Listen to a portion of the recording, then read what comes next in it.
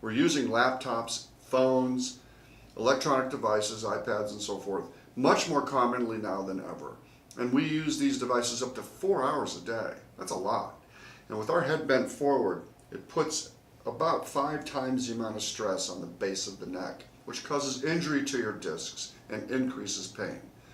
So one of the first things we can do, and because we end up craning forward with our necks while we're looking at these phones, is try to text with our head upright, looking straight ahead. This reduces strain on the neck. But most of us are working in our offices. We need to have a proper workstation, and they don't exist anymore.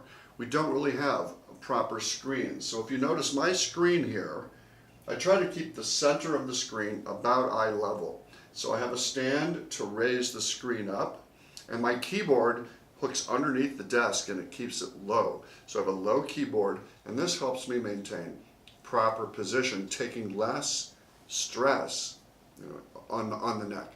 Less pain, better posture. And then something you can do in exercise is take your 2 fingers and push your head straight back, aligning your ears over your shoulders, over your hips. This helps have you maintain proper alignment. And a lot of us are going to have neck pain. So when you get home at night and first thing in the morning when you wake up, maybe lay on your back, put your head over the side of the bed, and let it lay back. This helps lengthen the ligaments in the front of the neck, helps you contract the muscles in the back, and this helps reduce pain and helps allow the ligaments to get stretched out. This enables you to maintain good posture. Cheers to your health, and I'll see you next time.